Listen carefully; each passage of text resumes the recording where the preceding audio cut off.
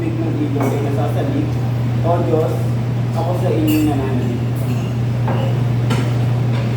Inuupo ko ba ng aking kaluluwa ang Diyos, ang buhay ng Diyos, kailan ako paririto at haharap sa Diyos. Araw-gabi, iyak ako ng iyak at halos luha na ang kinakain ko. Paulit-ulit sinasabi ng mga kaaway ko, nasaan na ang Diyos? Verse 4, Nagdurugo ang puso ko kapag aking maalala. Ang lumipas sa kahapon lagi kami sama-sama. Papunta sa templo ng Diyos na ako ang nangungulang pinupuri namin ng Diyos upang awit ng siya. Hindi ko ito. Takwa. Ito na ka.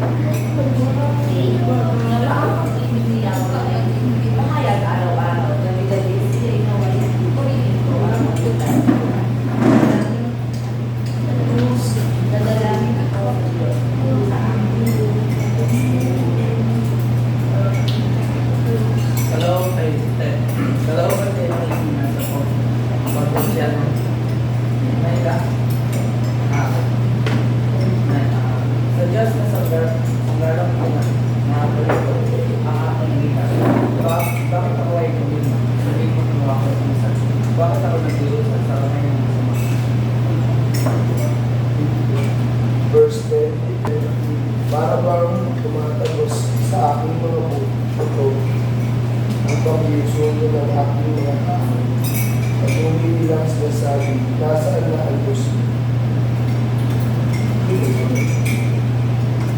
Bakit nga ba ako ano ito? Nababagamit. Dapat magsiwala ako sa iyo. Pupurihin ko kayong muli aking Diyos at tagapagligtas. Sa verse 1 po, sinasabi po doon na gaya po ng usa na sabik po sa tubig, ganun din po tayo na sobrang hinahanap po natin si Lord sa buhay po natin at sa puso po natin. Siya po yung ating comfort at gusto or nais po natin siya makapili and yung pagmamahal niya po sa bawat isa. Sa pangalawa naman po, hindi lang po sa tubig tayo nauuhaw, kundi po nauuhaw din po tayo sa presensya ni Lord, sa pagmamahal niya po at sa kanyang peace.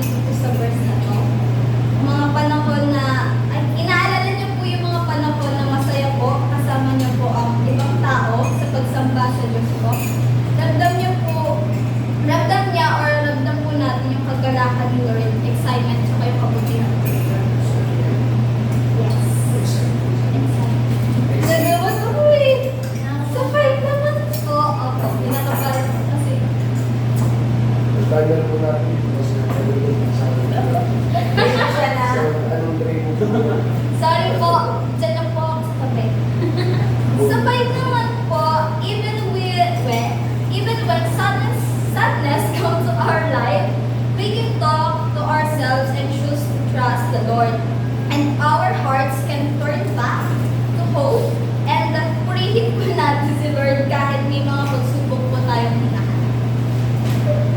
Sa 6 and 7 naman po, sometimes we feel overwhelmed po by problems or challenges na parang tinatabunan na po tayo ng malaking alon. Pero kahit na ganun po, we remember God at sa kanyang sa kanya natin mahahanap po yung kapayapaan. Sa 8 naman po, day or night to day, day or night po, we remember God's steadfast love or yung tapat na pag-ibig po ni Lord sa atin. Maaari po tayong manalangin or kumanta po para kay Lord and letting our hearts feel His care and warmth. Tapos po sa 9, saan ba yun? Yung 9 po is pwede po natin sabihin kay Lord yung mga nararamdaman po natin dahil po naiintindihan niya po tayo. Siya po yung ating kanlungan at He understands everything we feel po. Sa 10 naman po, ang masasakit na salita at pagdududa ng iba ay pwedeng makasakit sa puso natin po. Pero po, God's love remains stronger than any insult or challenges na hinaharap po natin.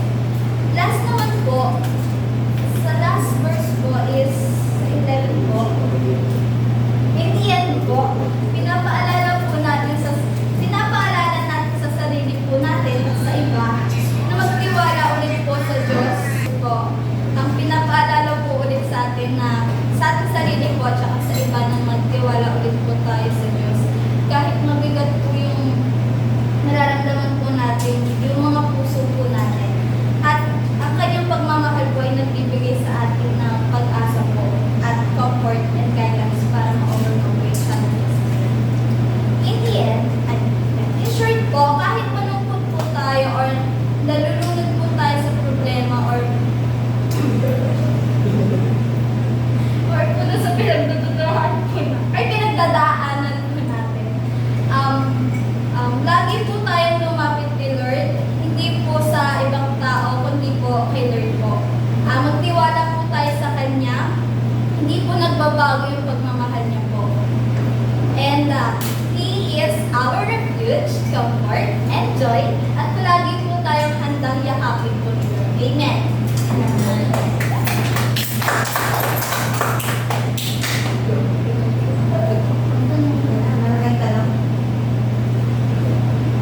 So welcome sa mga bago.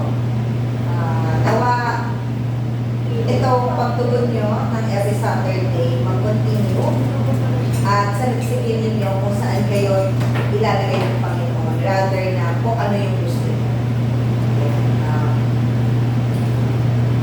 For Ate Ayel and Kuya Prince, so hindi ko pa sila nakakausap. So just feel mo na every Saturday attend kayo